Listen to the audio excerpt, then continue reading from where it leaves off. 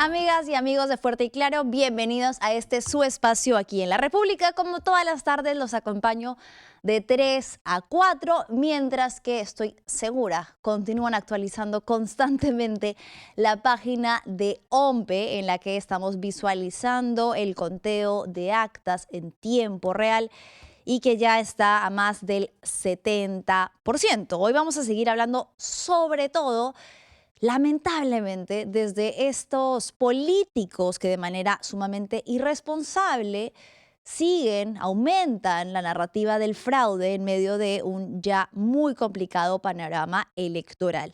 Para hablar precisamente sobre esto, tengo ya conectado a Fernando Tuesta, quien es sociólogo y ex jefe de OMPE. Fernando, ¿cómo estás? Buenas tardes.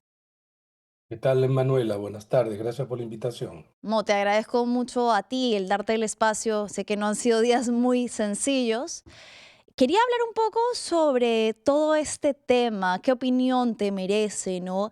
El que yo pongo la palabra de manera irresponsable desde algunos espectros ideológicos diversos se haga uso de una palabra tan delicada como fraude, poniendo en duda, deslegitimando por completo no solo a la OMPE, sino al proceso electoral en curso en el que nos encontramos. Bueno, ya se hablaba de fraude antes de las elecciones, ¿no? Y se habló mucho y se hizo mucho daño el 2021 a tal punto que mucha gente sigue hablando en relación al 21 que hubo pues un gran fraude. Ahí donde no lo hubo, solo lo vieron ellos. Eh, pero han repetido lo mismo y ahí en ese contexto es que estas irregularidades que se manifestaron el 12 dieron pie a que esto se extendiera, como si les diera la razón.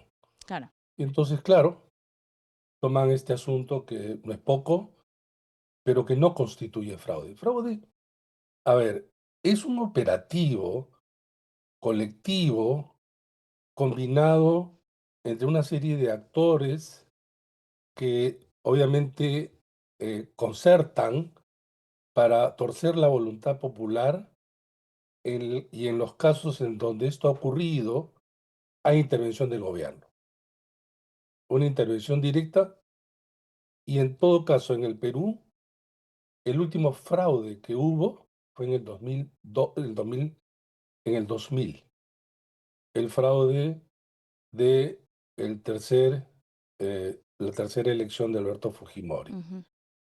Y no lo digo yo, basta revisar los informes de la misión de observación de aquel entonces, nacional como internacional.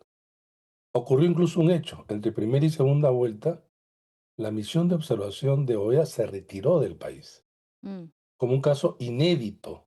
Nunca había sucedido, solamente en una oportunidad en Panamá, si mal no recuerdo, hace ya muchos años, pero se retiró. Y además a eso hay que agregarle, una vez que cayó el régimen, Vladimiro Montesinos contó con lujo de detalles el operativo de control, por lo que fueron a parar a la cárcel 7 miembros del Jurado Nacional de Elecciones y el ex jefe de OMPE de aquel entonces, José Portillo Campbell. Entonces, ese fue el último fraude. En todos los países, en todos los procesos, hay irregularidades. Lo que ha ocurrido acá, sin embargo, es que ha sido muy delicado porque, repito, lo que ocurre en este contexto de polarización, de una sensibilidad ciudadana y que de todas maneras esto no debe ocurrir. Mm. Entonces se confunden unas cosas con otras. Claro, creo que esa distinción es importante porque no se minimiza, se reconoce que hubo errores complejos que pusieron en tela de juicio, lamentablemente, para un grupo, o sea, le dieron herramientas a un grupo que ya venía gritando fraude, herramientas para seguir difundiendo este miedo colectivo. Ahora, hablando puntualmente, Fernando, sobre los procesos, ya que tú has estado en este cargo de jefe de OMPE, no sé si quizás podría servirnos entender un poco cómo es que se gestionan los contratos de distribución y si es que coincides en que esto pues va a tener que pasar por una investigación de cuáles fueron los pormenores que llevaron a escoger a esta empresa y cómo se estaba realizando una fiscalización del reparto del material electoral. ¿Cómo es esto? ¿Cómo lo has vivido tú en otros procesos? La OMPE está a cargo, claro, del proceso electoral que es muy complejo. En poco tiempo tienes que organizar un aparato nacional ahí donde no lo tienes. Mm, Porque no es que existe una OMPE nacional con los locales que ahora vemos. No, tienes que empezar a construirlo cada vez que hay elecciones. No solamente tienes que contratar gente en un tiempo relativamente corto, sino capacitarlos. Tienes que contratar locales adecuados, que no siempre es fácil. Y luego tienes un proceso operativo en diversos ámbitos. Uno de ellos es la distribución de material, como también ocurre otro proceso, que es la impresión de materiales. Como hay otro proceso, por ejemplo, ya más tecnológico, que tiene que ver con el software dedicado a la parte de ingreso de actas. Como hay otro software dedicado a la transmisión de resultados, y así sucesivamente. Cada área dentro de OMPE se llama área usuaria, llama un concurso con determinados términos de referencias. Estos TDRs se convocan y se presentan una serie de empresas que tienen que cumplir las exigencias allí señaladas. Se eligió a esta empresa. Se dice, y con justa razón, que esta empresa había sido incluso 2 veces sancionada, por OMPE incluso. por Sí. OMPE incluso, cosa que no la inhabilita. Pero también ahí hay un tema que se tiene que investigar. Se tiene que investigar. Sí, por supuesto. Eso, ¿No? continúe. Eso es un tema, ¿no? El área que es gestión electoral encargada de esta parte, eh, el gerente renunció el día domingo y luego la policía el día lunes Lo detuvo. eh, y lo tomó preso. Él ha manifestado, según trascendidos, que ha señalado a otros funcionarios como los encargados que no cumplieron. Porque hay pues una línea de mando, ¿no? Y de responsabilidades. Ujú.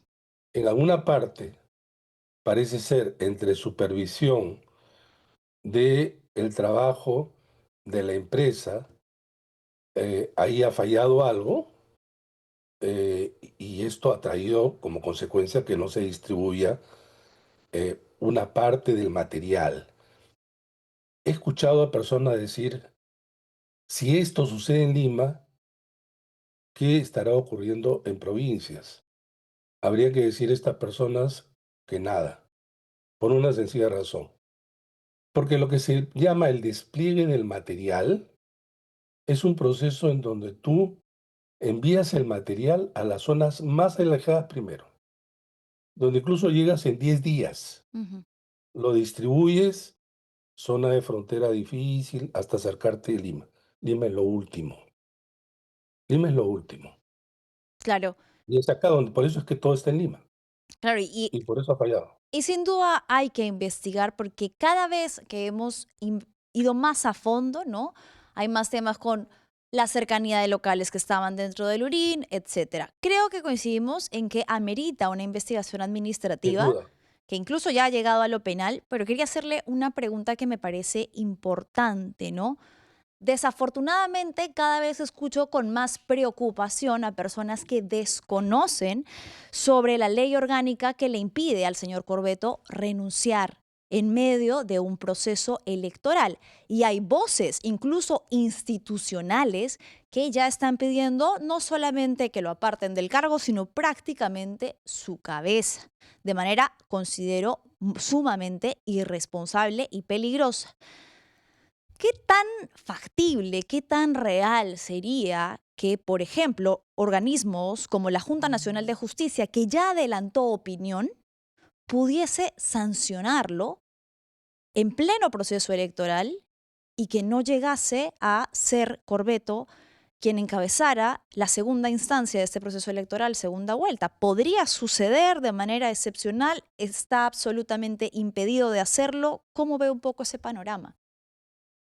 A ver, hubo 63.000 peruanos que no pudieron votar, pero luego han votado en un porcentaje alto el día de ayer, antes de ayer.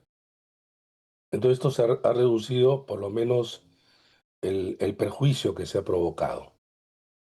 Lo segundo, la ley señala que en pleno proceso electoral, tal como lo has dicho, las autoridades electorales y jefe hombre no puede renunciar.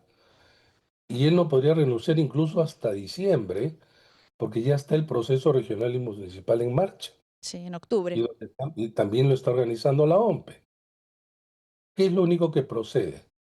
Que la Junta Nacional de Justicia lo pueda remover.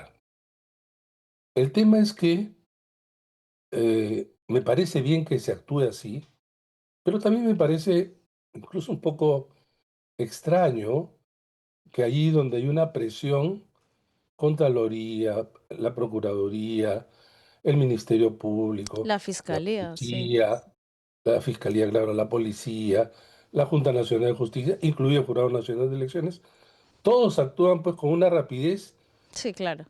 y aparecen ahí en la foto el Congreso de la República, muy diligentes. Sería bueno que hubieran actuado así en general en los temas problemáticos y que afectan a muchos peruanos. Con esto no quiero desmerecer, sino digo, ojalá que en adelante actúen con esa misma diligencia en general. Pero acá viene lo de la Junta Nacional de Justicia. La Junta Nacional de Justicia, a través de su presidenta, saca un comunicado el día domingo, A las firmado horas. por ella, por sí y para sí. Así es. Ella es presidenta de la Junta, no se representa a sí misma. Y saca un comunicado donde dice, voy a presentar al Pleno para que se lo someta, etcétera, a partir de las denuncias periodísticas. O sea, ni siquiera hubo, Mm, mm. alguien interpuso, digamos, un pedido de revocación del mandato de Piero Corbeto, y que además dice lo siguiente, que va a pedir que se revise su ratificación. Ahí está el comunicado. La doctora María Teresa Cabrera firma sola a las dos Sola. horas de sucedido el hecho, sin ninguna información preliminar, más que los reportes aislados que se presentaban hasta ese momento y la preocupación evidente, que sí que ya hemos reconocido, de la gravedad de la demora. Pero entonces, además, no se cuida de algo. Ella ha sido congresista de un partido que está en competencia, que es Podemos. Partido que además está asociado a eh, algunos funcionarios que han sido acusados en OMPE hace algunos años de haber favorecido la inscripción de Podemos. Mm, Ella debió cuidarse. Ella debió llamar a una reunión a los miembros y probablemente hubieran dicho lo mismo. claro. Pero me refiero que en estos casos no solamente es un tema de formas, No, es un tema. Lo segundo es que el Jurado Nacional de Elecciones, de manera inusitada, también denuncia penalmente. Eh, Algunos dicen que tendría que hacerlo, no tenía que hacerlo, pero además es, digo, en un contexto en donde se han visto públicamente los desencuentros de las cabezas de los dos organismos electorales.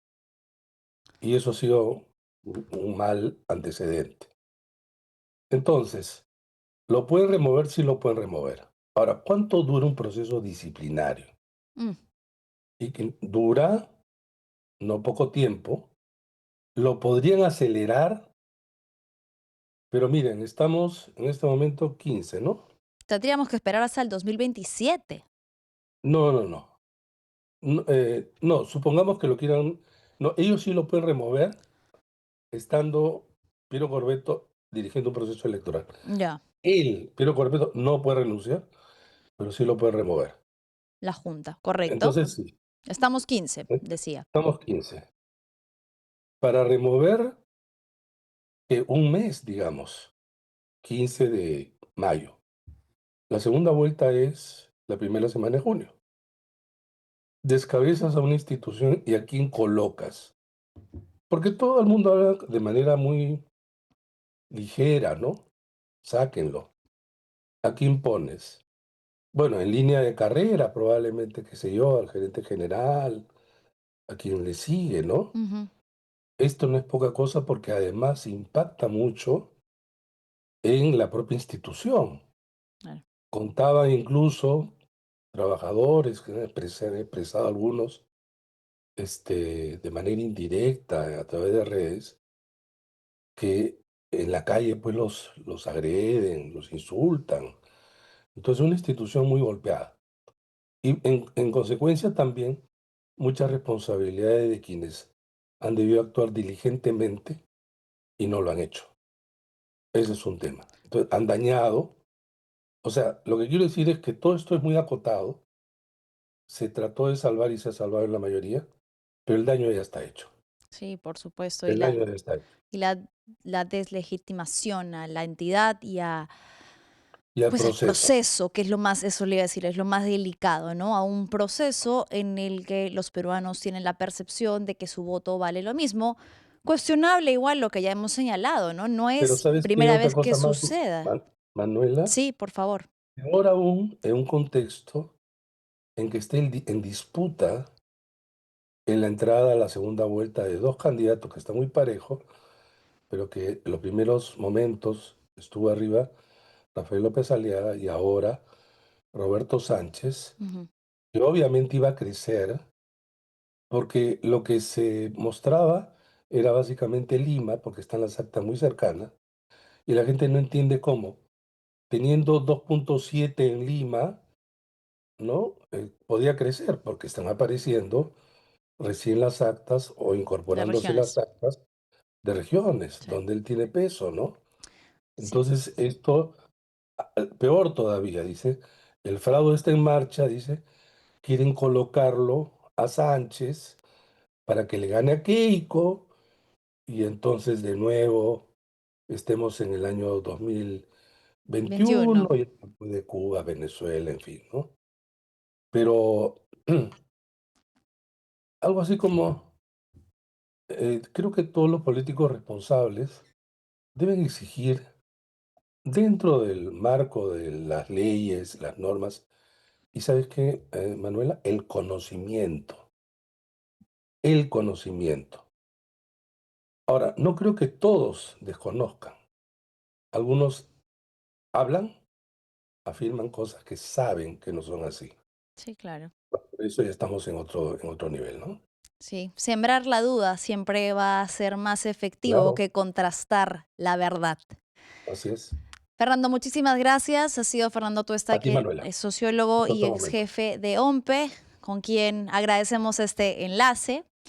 Y bien, bueno, ya lo decíamos entonces, incluso desde este espacio, pero la histeria colectiva ya está atravesando límites impensados con un Rafael López Aliaga fuera de sí, hablando de sodomizar y de ejercer incluso violencia sexual, y esto es algo que no se ha hablado lo suficiente, contra Burneo, contra las autoridades del proceso electoral, contra la cabeza del Jurado Nacional de Elecciones. Vamos a ver el video de lo que ha sido el meeting de ayer de Rafael López Aliaga y de su grupo de seguidores, en lo que le doy pase a nuestro invitado el día de hoy, con quien voy a analizar un poco la coyuntura, Alonso Cárdenas. Vamos primero a ver el video.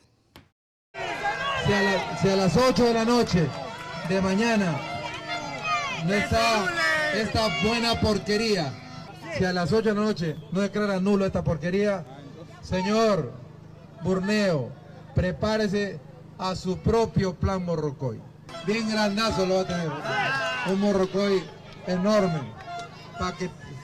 Para que te comportes como hombre. Morrocoy ya sabe por dónde se lo va a meter, señor Romero. El Morrocoy ya sabe por dónde se lo va a meter. El Morrocoy se lo vamos a meter, ya sabe por dónde. En shock.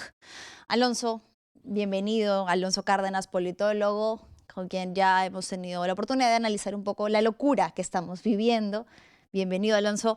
Yo francamente me quedo impactada con que no solamente Rafael López Aliaga, sino algunas voces dentro del conservadurismo extremo tengan una obsesión fálica tan importante, una especie de parafilia y no sé, reitero obsesión la palabra, con las relaciones homosexuales desde una postura que supuestamente es tan conservadora y lo grave y alarmante que es que una autoridad se rebaje al nivel de decir que va a sodomizar, a violentar sexualmente a otra.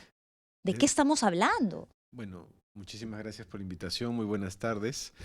Es importante aquí los antecedentes, ¿no? Recordemos que Rafael López Aliaga ha sido muy cercano al sodalicio, ¿no? Y a la figura de Pierre Figari, ¿no? Que se ha demostrado de manera fehaciente y irrefutable los abusos sexuales que se cometían en esta institución contra jóvenes, contra muchachos, ¿no? De clases altas, ¿no? Hay un libro muy famoso que narra esa situación, Mitad soldados, Mitad monjes, mitad soldados, sí. Y también su posible senadora, la senadora Jáuregui, también está involucrada en este tipo de situaciones, con estas niñas que sufrieron violación sexual, que se han perdido, es importante señalarlo, no se sabe qué ha pasado con 3 bebés, ¿no? Eso también debe ser investigado. Y bueno, esta digamos, verborrea, ¿no? Esta incontinencia verbal que tiene el señor López Aliaga, obsesionado con estas situaciones que tú has mencionado, se condicen con sus antecedentes, tanto del grupo que él lidera, Renovación, como con sus vínculos con el señor Figari, ¿no? Entonces, debe indignar, efectivamente, porque creo que es el único caso en el mundo de una autoridad política amenaza con sodomizar a otra en vivo en una plaza pública. Digamos, este tipo de situaciones creo que deberían merecer una respuesta contundente del Ministerio Público, de la Policía Nacional, porque además no solamente se ha mencionado lo que tú has pasado en el video, sino una insurrección, prácticamente un levantamiento contra las autoridades. Llamado a la insurgencia civil. Contra las autoridades políticas, que eso además está penado, ¿no? Por mucho menos, el señor Antauro Humala perdió su partido y el señor Pedro Castillo está preso, ¿no? Acá además ha sido en flagrancia y yo no entiendo la verdad por qué las autoridades judiciales no han tomado cartas en el asunto ante estas dos situaciones, digamos, inéditas, insólitas, desagradables, pero que no nos deben sorprender dado los antecedentes de el señor López Aliaga, ¿no? Claro, a mí es que en particular me sorprende porque además, no solo por el nivel, porque la verdad que no espero ningún nivel de cordura de un candidato que se la ha pasado diciendo que a sus opositores los va a asesinar, ¿no? No espero ningún tipo de responsabilidad de un candidato como lo ha sido López Aliaga en sus declaraciones públicas. Pero la banalización de la violencia sexual sí me alarma y me preocupa, ya no solo desde una materia un poco más formal de pensar en la gravedad de los casos que tenemos en el Perú, sino de la obsesión mental que tiene con situaciones en las que él se ve sodomizando a otros varones. Digno de estudio, ojalá algún sociólogo pueda hacer un análisis de qué es lo que está pasando, si está todo bien por casa, yo creo que señor López Aliaga. Más que un sociólogo, pues probablemente un psiquiatra, ¿no? Nos puede dar un diagnóstico mucho más acertado de esta pulsión que tiene el señor López Aliaga y varios de sus coterráneos Sí, sí. con estas situaciones, ¿no? Pero más allá de la anécdota desagradable, creo yo que hay un tema institucional que se debe tomar en consideración, ¿no? La insurgencia, Sí, sí, de hacer acuerdo contigo. una apología de una agresión sexual a otra autoridad política en una plaza pública. Y no sucede No sucede absolutamente nada. nada, ¿no? Recordemos también que en la elección del 2021, el señor López Aliaga en otra plaza pública pidió la muerte de Pedro Castillo y la muerte de Cerrón, Sí, sí, recordarás, sí, ¿no? sí, sí, Y sí. tampoco pasó nada, ¿no? Bueno, lo hace todo el tiempo con el señor Gustavo Gorriti, ¿no? Claro. Ha hablado de asesinato al señor Gustavo Y Gorriti al señor Corbeto. y al señor Corbeto, incluso, y por eso te decía de esta parafilia que tienen los conservadores, Agustín Laje, un politólogo, analista argentino, reconocido de derechas y de relaciones con Mis hijos no te metas y grupos religiosos, incluso ha dicho que ojalá el señor Corbeto llegue a una cárcel muy chiquita en la que lo esté esperando una persona de un color de tez específica. No voy a repetir la Ujú. barbaridad que ha dicho, pero te reitero, o sea, ya de verdad, Alonso, me parece preocupante saber lo que pasa en su cerebro y por qué todo el tiempo están imaginando situaciones en las que hombres están teniendo relaciones con otros hombres. Ya, me preocupa, ya. No, pero no solamente eso, ahora que has hablado de Agustín Laje, el propio Javier Milei también ha tenido ese tipo de expresiones, ¿no? No solamente con adultos, sino también Con con niños. niños, ¿no? Entonces, es una constante en este tipo de situaciones, en este tipo de Vamos. agrupaciones, y ya, bueno, si lo quieres ver a lo nivel macro, digamos, el que articula todo esto, que es Donald Trump, también está investigado o ha sido mencionado ampliamente en los expedientes Epstein, No, ¿no? sí, claro. Y ha Entonces es intentado una taparlos todo el constante tiempo. que, bueno, podemos ver en estos grupos tan fanatizados que están a la derecha de la derecha, ¿no? Y que ciertamente contradicen sus propios principios, porque, te reitero, públicamente son anti comunidad LGTBIQ+, se la pasan despotricando de los peligros de la homosexualidad, pero tienen una serie de fantasías y obsesión con hablar de relaciones homosexuales que es preocupante. Bueno, vamos a dejar ese tema de lado. Voy a analizar contigo una serie de eventos de esta coyuntura. Hablando de videos, hablando siempre con evidencia, en otra entrevista, dentro de esta que te menciono, que tiene López Aliaga, precisamente con Agustín Laje, él cuestiona, posterior a las elecciones, la capacidad de las personas que forman el voto rural. Él dice que es imposible que en una cédula de elección tan compleja, las personas que votan en regiones hayan podido votar correctamente. Luego se pregunta por qué las regiones a las que llamó gente de mierda, gente basura, lo dijo él, no lo digo yo, no votan por él. Vamos a ver el video y lo comentamos. Sorprendentemente, Ipsos anuncia el día de hoy que en las zonas rurales la asistencia ha sido masiva, ha sido masiva, ha sido nunca visto, nunca, históricamente, la asistencia que era, digamos, 10%, ahora es 100%, ¿no? O sea, y que el nivel de conocimiento de un acta complejísimo, el acta ha sido, pues, había que estudiar un curso completo de 6 meses para saber cómo era el acta electoral, ha sido muy compleja. Sí. Entonces, en la zona rural, que lamentablemente no tiene pues, los medios para formarse bien, que sepa y que el nivel de eficiencia en llenar un acta muy compleja sea el 100% también. O sea, esto nos informa dos cosas. Que la gente en zona rural es totalmente instruida, que sabe llenar actas complejísimas de una noche para otra, y nos dice que el nivel de asistencia y participación ha sido el más alto en la historia. No, Sí. pues, se nota el preaviso. Y eso no se puede tener. No pues, dice Rafael López Aliaga, no pues, ¿cómo vamos a creer que la gente de zonas rurales puede llenar actas? No puede, pues hermano.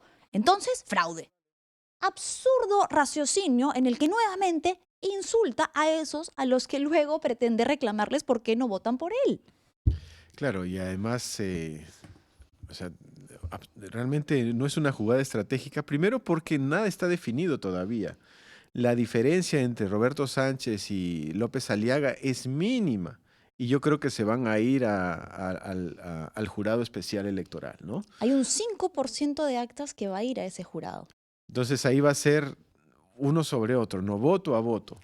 Y lo segundo es que probablemente la elección le cuesta la elección en esos insultos que él ha dado pues en Andahuaylas, en las regiones del sur, donde los poquísimos votos que él tenía, pero que le sumaban, ahora ya no valen nada. E imaginemos que el señor López Aliaga pasa la segunda vuelta, ¿no? ¿Con qué cara va a poder ir a plantearles, a ese voto. pedirles el voto a los peruanos del sur después que los ha ninguneado, ¿no? Los ha tratado mal, los ha insultado, o sea, los ha despreciado? Es un bolsón electoral importante, ¿no? Y bueno, yo creo que el problema del señor López Aliaga, uno de los principales, no el único, es que se manda nada más, ¿no? No tiene ningún tipo de contención de emocional, inteligencia emocional para manejar situaciones de alto estrés, y yo creo que un líder político ante la adversidad debe mostrar pues agallas, ¿no? Debe pararse y manejar una situación extrema. Si no tiene esa capacidad, ¿cómo va a poder manejar las situaciones tan complicadas y tan difíciles que se viven actualmente en el Perú, ¿no? Alonso, es que no tiene bandera ni con su gente. Si en una entrevista con una pastora evangélica la llama caviar, a la pastora de Betel. Sus asesores deben estar diciéndole, por favor, Rafael, quédate con un grupo de votantes, no te pelees con todo el mundo, porque ni siquiera estratégicamente tiene sentido que a toda la persona que lo cuestiona o le hace una pregunta como esta pastora solamente le dijo, señor, ¿usted no cree que quizás hubiese sido mejor no referirse a estas personas con insultos? No, hermanita, estás teniendo un pensamiento caviar, estás caviarizada. No sabe repetir, no sabe balbucear otra cosa que no sea eso. Rojo, caviar, terruco. Y eso tiene límites porque además, si Rafael López Aliaga pasa a la segunda vuelta, que sigue siendo una posibilidad, lo que tú dices es una verdad inminente. ¿Con qué cara, después del desprecio que ha demostrado en estos últimos días, pero desde hace ya varios meses durante campaña, va a ir a pedir voto? Me recuerda la producción que estamos en el conteo en tiempo real, actas al 91%. Y la tendencia es clara y confirma lo que ya adelantaba Ipsos, ¿no? El empate técnico ya un poco como que se va distanciando de Nieto, y las dos figuras que parecen aún estar peleando voto a voto por el segundo lugar son Roberto Sánchez y Rafael López Aliaga. Y acá hay dos aspectos a considerar, ¿no? O sea, estamos hablando de 33,000 votos más o menos de un padrón electoral de 27 millones. O sea, es nada. Y lo segundo es que Keiko Fujimori, ¿no? Estratégicamente y de una manera, creo yo, muy inteligente, le está dando todo el apoyo a Rafael López Aliaga para que pase a segunda vuelta, porque sabe, es consciente de que, bueno, a Rafael López Aliaga se lo va a comer vivo, ¿no? En una segunda vuelta, y por eso bueno, están mis personeros a tu disposición, lo que necesites, ¿no? Estamos a tus órdenes, creo casi le dice, ¿no? La situación no parece ser tan sencilla con Roberto Sánchez, ¿no? Ya creo que en esa situación volveríamos al 2021, el país se volvería a polarizar una situación de esas características. Entonces, Keiko Fujimori tranquilamente, ¿no? Desde su balcón le dice, Roberto Sánchez es más difícil, Rafael López Aliaga es pues un paseo en el parque prácticamente. Rafael, por favor, todos mis personeros a tu disposición, yo estoy segura que vas a pasar, y si pasas, pues te como vivo, ¿no? Y lo otro que yo quería mencionar es que Rafael López Aliaga pide la anulación de la elección, ¿no? Es decir, volver a empezar de cero. Pero yo no sé si sus senadores y sus diputados estarían de acuerdo con eso. Imagínate el pésimo fraude que han armado, que la mayoría del Senado se lo han entregado a los que eran supuestamente contra el fraude, ¿no? O sea, yo no me imagino a la señora Una Jáuregui, ineptitud. que ahora que hemos estado hablando de ella, que estar en el Senado le garantiza total inmunidad, decir, oye, y si nos volvemos a presentar, de repente ya no salgo. Ya no, ¿no? claro. Pero si son consecuentes con lo que dice su líder, pues deberían renunciar a sus curules en el Senado y en la Cámara de Diputados, porque todo ha estado manchado. Cito textualmente, esto ha sido una porquería, y como producto de esa porquería, pues yo me voy a beneficiar, ¿no? Entonces habrá que preguntarle al señor Muñante, a la señora Jáuregui, a todo el equipo del señor López Aliaga Si estarían si dispuestos. estarían dispuestos a renunciar a sus curules y a sus dietas y a sus viajes, a sus choferes, a sus asesores, a esos jugosos sueldos, pues porque todo ha sido una porquería, ¿no? Yo creo que sería algo muy importante que la prensa les pregunte a los diputados y a Sí, los sí, sí, senadores sí, sí. electos si van a renunciar.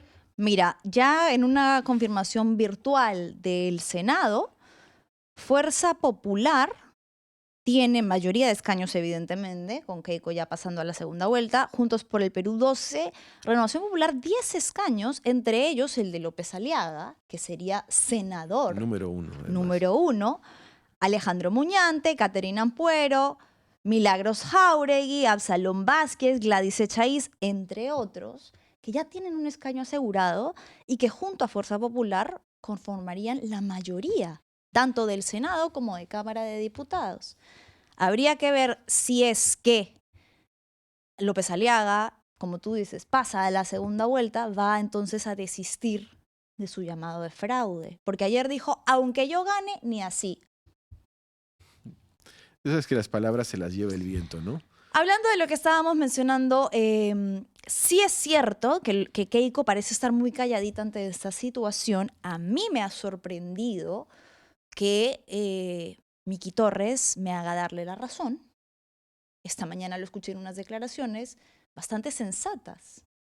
Claro, ingenua tampoco soy y sé que la bancada de Keiko Fujimori no va a alegar un fraude ahorita que ella ya está garantizada. Si nos remontamos al 2021, el eco de fraude empieza en segunda vuelta, cuando ya se empezaba a establecer que Pedro Castillo la iba a superar. En esta ocasión, incluso Fuerza Popular le ha soltado la mano a Renovación Popular y le ha dicho: ningún fraude. Aquí no podemos hablar de fraude sin pruebas. Vamos a escuchar, que yo no puedo creer, a la voz de la razón, Miki Torres, quien ya es virtual senador.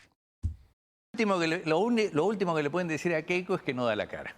A ver, tenemos a una mujer que ha dado cátedra de lo que es enfrentar las situaciones por más injustas que sean. O sea, que me digan, oye, sí, no, que debería estar acá. A ver, señor López Aliaga, usted está haciendo ahí, evidentemente, una manifestación irresponsable, llamándole insurgencia nacional, cuando nuestra candidata lo que está haciendo es continuar con su elaboración del plan de gobierno, con las soluciones, escuchando a la población, que son los que nos traen los problemas, pero también las soluciones que debemos impartir en un gobierno que esperemos sea un gobierno fujimorista. Lo que nosotros tenemos que entender es que estamos dentro de un sistema electoral. No es que, Omar, yo diga, no me gusta, entonces todo el mundo se detiene, todo congelado, no importa que siga el tema de la inseguridad, no importa que sigamos teniendo problemas en la economía. No, pues eso no es así. O sea, si nosotros no estamos de acuerdo con algo, hay un fragmento específico en el que el candidato señala: lo único que le pediría a Rafael López Aliaga es que muestre las pruebas o siquiera los indicios. Lo que nosotros vemos son alegatos, son afirmaciones de una persona que ha demostrado en más de una oportunidad que la estabilidad emocional no lo acompaña. En la misma línea de opinión habló Patricia Juárez, también virtual senadora de Fuerza Popular, que están diciendo que no hay fraude y que están soltándole la mano al señor López Aliaga, incluso un abogado como César Nakazaki, quien se ha expresado y ha calificado de exabrupto lo que están haciendo contra Piero Corvetto. El mundo al revés. Claro, o sea, aquí es la frase popular: la vaca no se acuerda cuando fue ternera, ¿no? Es Claro, decir, claro. Lo que está haciendo Miki Torres es contradiciendo todo lo que ellos plantearon en el año 2021, porque tampoco se demostró con ni una sola prueba que hubo un fraude en la elección Keiko contra Pedro Castillo. Y también es importante recordar que esa elección del año 2021 estuvo digamos, avalada por diferentes observadores electorales internacionales. Estuvo el Centro Carter, la Organización de Estados Americanos, la Unión Europea, en fin, todo un grupo de asesores, de observadores internacionales que no encontraron ningún fraude. Y lo mismo ha sucedido en esta elección, porque yo he visto la conferencia de la Unión Europea que en su informe preliminar señalan que hubo problemas, hubo temas logísticos, pero que no afectaron la integridad de la elección, ¿no? Entonces, en el 2021 sí, pero ahora No. no. Cuando me conviene es fraude y cuando no me conviene no lo es. Y lo decía incluso el propio Miki Torres, decía, yo no puedo decidir si el proceso es limpio o no dependiendo de quién gane. Por eso te digo, me sorprende la voz de la razón oportuna, conveniente. Claro, obviamente. Lo que pasa es que Keiko Fujimori, me imagino, creo yo, que después de 3 tropiezos, algo habrá aprendido, ¿no? Y esta situación de Rafael López Aliaga creo que no la ayuda, ¿eh? No. No la ayuda porque esta es una elección que Keiko Fujimori está en capacidad de ganar y de ganar limpiamente.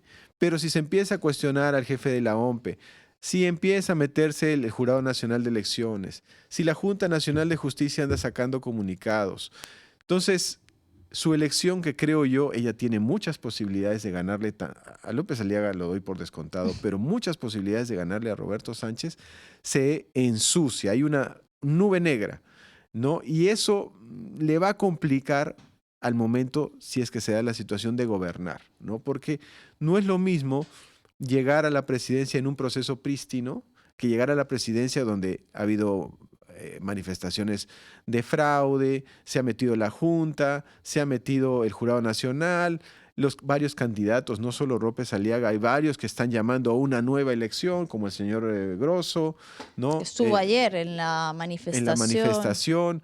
Ya están saliendo comunicados de gremios empresariales demandando la destitución de Piero Corvetto, ¿no? Entonces es una situación que enloda un proceso que Keiko Fujimori tranquilamente puede ganar sin las triquiñuelas de su papá, ¿no? Claro. Porque recordemos todo lo que sucedió con el señor Portillo, etcétera, ¿no?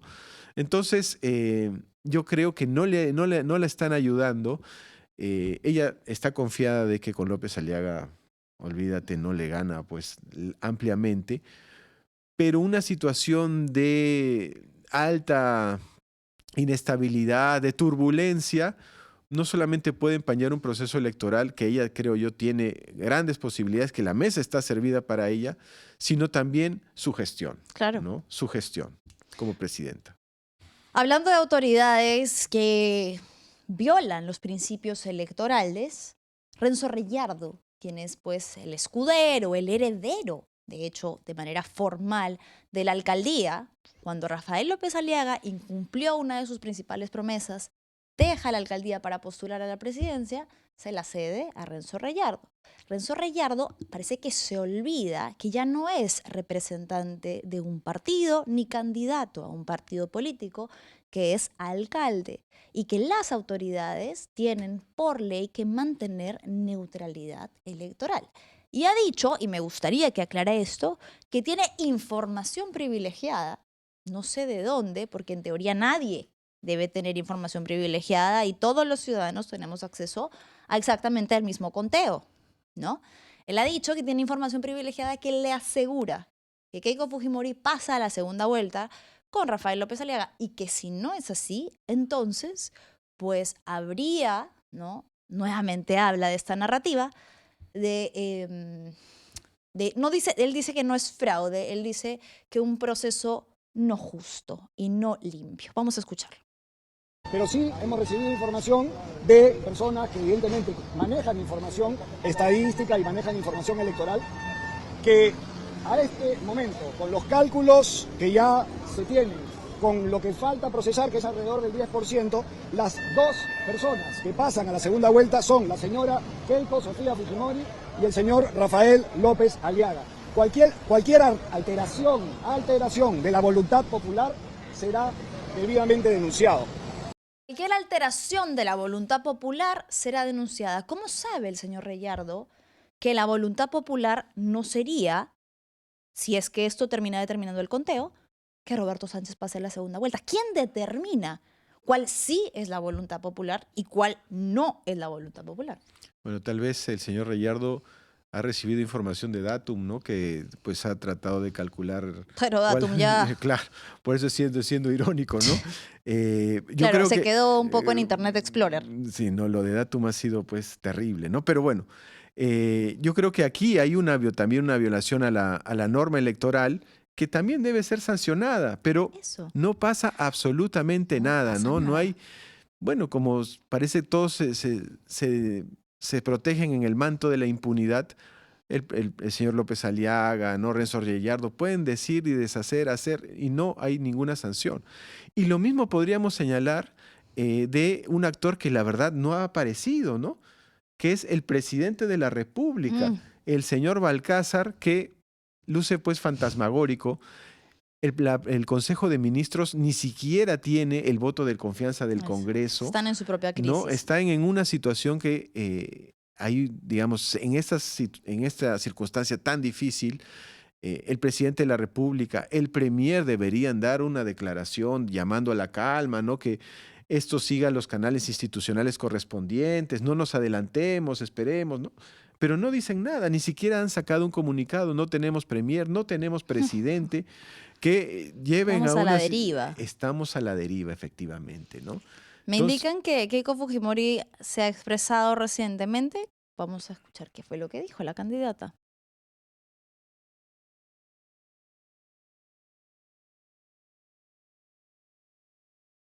Audio, por favor. Nuestra principal responsabilidad es liderar con fuerza y con energía, pero también mantener la calma y la estabilidad, no contribuir al caos. Por lo que se observa, el resultado va a ser muy ajustado. Será voto a voto y aún no está definido. No voy a responder a los insultos del señor Rafael López Aliaga, a los que ya nos tienen tristemente acostumbrados. Pero lo que sí no podemos permitir es que se convoque a una insurgencia. En una democracia y en un Estado de Derecho, quienes lideran partidos políticos tienen el deber por encima de cualquier... Lo que decíamos, está llamando a la calma, está aparentando pues desconocer o no respaldar, mejor dicho, está diciendo que no va a respaldar estos pedidos o estos llamados de fraude, porque además en esta instancia pues no le conviene. No le conviene en absoluto, ¿no? No le conviene en absoluto el llamamiento al fraude, no le conviene en absoluto que las instituciones del Estado, como la Junta, la OMPE, el Jurado Nacional de Elecciones, el Ministerio Público, empiecen a enturbiar el proceso, y tampoco le conviene que los gremios empresariales pidan la cabeza de Corbeto, claro. ¿no? Porque esto tendría, creo yo, un impacto muy grande en lo que se va a venir en la segunda vuelta. Además, cuando la situación todavía no está definida, ¿no? Digamos, esto está voto a voto, ¿no? Entonces, yo creo que a Keiko Fujimori varios de los factores críticos se le están saliendo del control. No puede, digamos, estar con los gremios empresariales, con la Junta Nacional de Justicia, donde ella tiene pues bastante afinidad, también en el Ministerio Público, ¿no? Entonces es una situación, entre más se ensucie el proceso, que ya está muy manchado, peor va a ser para su desempeño en segunda vuelta, ¿no? Y mucho más grave como si es que ella gana como presidenta de la República. Entonces, pues debe empezar a levantar el teléfono, llamar a todos los alfiles que tiene distribuidos en las diferentes instancias del Estado para que esto empiece a calmarse, porque si esto revienta, también le va a salpicar a Keiko Fujimori. Y yo insisto, esta es su oportunidad de oro para ganar limpiamente la presidencia. ¿Cómo creen las personas que están gritando fraude que va a reaccionar la población rural a la que tanto insisten en despreciar si se desconocen nuevamente sus votos? Si se pretende desconocer la elección que determine el conteo. Y si, imagínate que aún aceptándola, sucediera lo que es bastante probable que suceda, ya lo dijo Fernando Tuesta, quien estuvo aquí conectado antes de que tú ingresaras, que la Junta Nacional de Justicia podría decidir suspender a Piero Corbeto para la segunda instancia del proceso. Yo no soy defensora del señor Corbeto, ni tampoco parte de sus atacantes. Simplemente considero que con lo afectado que se encuentra ya el proceso, el destituirlo, el cambiarlo, afectaría aún más, sería aún más grave. No sé si realmente las personas que están pidiendo la destitución miden el impacto que eso pueda tener, sobre todo en las personas que no son de Lima, que no son de esa población en la que se está concentrando el grito de fraude.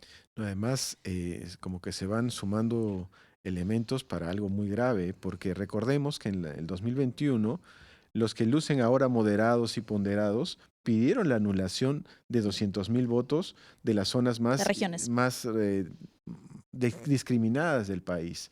Luego vino la masacre, ¿no? También en esas zonas. Y ahora quieren desconocer la voluntad popular de los Nuevamente. electores del señor Roberto Sánchez. Pues, digamos, ya son Varias, ¿no? Ya son varias. Y lo llamativo es que acá no pasa nada, ¿no? O sea, una autoridad llama a sodomizar a otra. Es realmente increíble el nivel de degradación de las instituciones en el Perú, ¿no? Es una tras otra, pero parece ser que la ley no es igual para todos, ¿no? Si una persona de rasgos andinos llama a un levantamiento en una plaza de Nandahuaylas, olvídate. Pero como acá la ley no es igual para todos, y eso creo yo Ya estaría detenido, no lo dudes. debe ser una de las plataformas de política pública más importantes que tenga el próximo gobierno, ¿no? Tratar de reconciliar al país que actualmente parece totalmente fragmentado, quebrado en esta vorágine de racismo y de discriminación en la cual estamos sumergidos desde hace varias décadas ya, ¿no? Creo que lo que sí pasa es que el mensaje no se está leyendo una y otra vez. Porque hay personas que se despiertan hoy y dicen, es imposible, Roberto Sánchez ha pasado a López Aliaga en el conteo, le han inflado los dígitos de la votación. No estamos leyendo que independientemente de lo que tú, yo, cualquier persona considere sobre Roberto Sánchez y lo que se ha dicho de él en campaña electoral y los análisis que se han hecho sobre lo que implicaría su candidatura, sí existe un grupo grande de la población que lo ve como el sucesor de Pedro Castillo y que ese es un factor importante, que sienten que hay una necesidad de reivindicación de su voto y de precisamente lo que ahorita están tratando de desconocer, voluntad popular, y que sean cuales sean los resultados, tenemos que aceptarlos, porque es lo que se ha decidido en democracia, supuestamente. Claro, se tiene que respetar los resultados, ¿no? Pero este petardeo, ¿no? Este desconocimiento que se quiere hacer de manera además prematura, considero yo, ha manchado ya el proceso, ¿no? Sí. Entonces la nueva autoridad que emerja de esta situación va a tener un país todavía más convulsionado que el que recibió Pedro Castillo el año 2021. Recordarás lo que fue esa segunda vuelta, ¿no? Fue, pero terrible, ¿no? Y yo no creo que vayan a decir regiones, ya, sacaron a Corbeto, han puesto a otro, listo, pasemos la página. No, por supuesto que va a haber una duda del por qué. ¿A raíz de qué? ¿Qué se está buscando? O que Roberto Sánchez no pase a segunda vuelta. Claro. ¿No? O sea, puede ser totalmente legítimo, ¿no? Efectivamente, en el conteo se demostró que el señor Sánchez no pasó a segunda vuelta. Pero como el proceso ya está manchado y, Hay los, dudas sembradas, y los claro. antecedentes no ayudan, Sí. esta situación puede ponerse sumamente peligrosa, ¿no? Hay dos candidatos, estoy hablando de Jorge Nieto y de Marisol Perestello, que han hecho llamados a la calma. Me parece que han sido los únicos que han actuado como verdaderos demócratas, aunque Keiko Fujimori esté jugando ahora, pretendiendo ser demócrata. Vamos a escuchar rápidamente lo que señaló Jorge Nieto. Acabo de decir, si han abierto procedimientos, que se den todas las garantías procesales para esos procedimientos y que en el curso de las investigaciones se haga merecedor de las sanciones que deba hacerse, pero con debido proceso. Estamos en contra de resolver todo a empujones. Para eso tenemos la ley, para eso tenemos instituciones. No podemos seguir destruyendo instituciones. Lo hemos hecho en estos últimos 10 años. Ha habido un proceso paulatino de destrucción institucional. Tenemos que cortar eso. Por tanto, las sanciones que tengan que haber luego del debido proceso y de las garantías procesales necesarias para todos. Bien, ha sido lo que ha declarado ayer Jorge Nieto, que me parece bastante sensato. Nuevamente, un candidato que reconoce que incluso podría estar dentro de este pedido o alegato de afectación, porque el bolsón de los votos que fueron aperturados recién al día siguiente también podría haber afectado a Jorge Nieto. Su grueso también estaba en Lima. Él no creo que estuviese esperando que en regiones iba a ser, ¿no? Sin embargo, es una persona, un candidato que en medio de una situación complicada como la que estamos atravesando hace un llamado a la calma y esperar resultados oficiales sin desconocer la gravedad de lo que ha sucedido con el tema de la ineptitud y la ineficacia del reparto de material electoral. No, y además, según lo que ha salido en la página oficial de la OMPE, en esos 63,000 peruanos que no pudieron votar el día domingo y que tuvieron la posibilidad de hacerlo el día lunes, la gran mayoría ha votado por Jorge Nieto. Por Jorge Nieto, no por López Aliaga. No por López Aliaga. Entonces, él está siendo directamente afectado, pero cuando Pedro Castillo lo pasa, él no sale a declarar fraude, que levanten a la insurgencia, no. Roberto Sánchez. Roberto Sánchez, perdón. Cuando Roberto Sánchez pasa a López Aliaga, es un escándalo pues monumental, que le ha dado además la vuelta al mundo, ¿no? Sí, Muchísima gente en otros países está muy sorprendida, ¿no?, de lo que ha sucedido en las declaraciones de López Aliaga, ¿no? Vamos a ver el conteo actualizado de OMPE. Tengo aquí la diferencia entre votos para que las personas que están haciendo el seguimiento, ¿no? Como tú decías, está muy pequeño el margen de distancia todavía. Tenemos que López Aliaga, la diferencia es de 803.468 votos entre uno y otro, y la cantidad de actas contabilizadas ya está en el 90%. Las actas que faltan llegar y que van llegando, mira, tenemos que para envío al jurado electoral especial hay un 5%. Es un montón. Es bastante, ¿no? Estas, para que las personas puedan entender lo que estamos viendo en pantalla, son las actas que tienen observación.